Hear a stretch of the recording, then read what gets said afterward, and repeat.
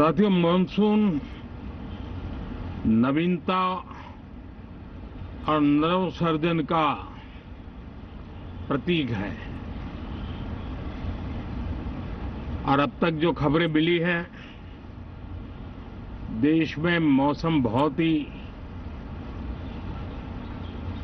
अच्छे ढंग से आगे बढ़ रहा है। कृषि को की अर्थव्यवस्था, देश की अर्थव्यवस्था, ग्रामीण अर्थव्यवस्था और इतना ही नहीं, हर परिवार की अर्थव्यवस्था में एक बहुत महत्वपूर्ण होता है। अब तक जो मुझे जानकारी दी गई है, उस हिसाब से पिछले 10 वर्ष में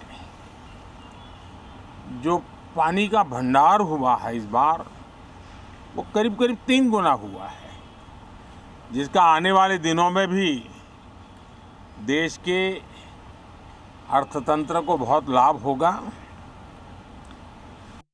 तो ये मानसून सत्र राष्ट्र के लिए ये बहुत ही गौरवपूर्ण सत्र है। ये मानसून सत्र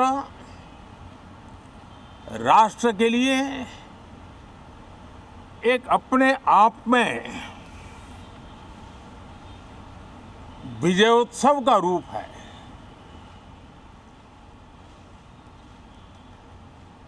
और जब मैं कहता हूं कि सत्र राष्ट्र गौरव और विजयोत्सव का सत्र है, तो सबसे पहले तो मैं पहली बार इंटरनेशनल स्पेस स्टेशन पर भारत का तिरंगा झंडा वहां लहराना हर देशवासी के लिए गौरव की पल है। देश में साइंस टेक्नोलॉजी के प्रति, इनोवेशन के प्रति नया उमंग और उत्साह भरने वाली ये सफल यात्रा रही है।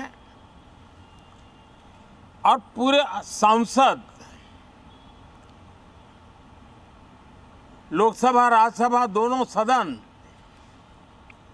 देशवासी जिस गौरव का अनुभव कर रहे हैं, उसमें एक स्वर से जुड़ेंगे, एक स्वर से इसका यशगान होगा, जो भारत को अंतरिक्ष में नई ऊंचाइयां पर पहुंचाने वाले जो भावी कार्यक्रम है, उनके लिए भी प्रेरक, प्रोत्साहक बनेगा। साथियों, ये मानसून सत्र एक विजयोत्सव है। पूरी दुनिया ने भारत की सैन्य शक्ति का, भारत के सैन्य के सामर्थ्य का रूप देखा है।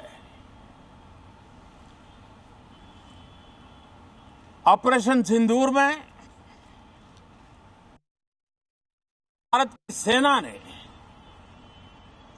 जो लक्ष्य निर्धारित किया था, 100% अचीव किया।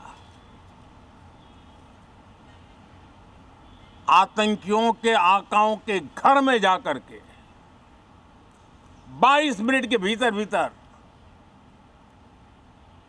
ऑपरेशन सिंदूर के तहत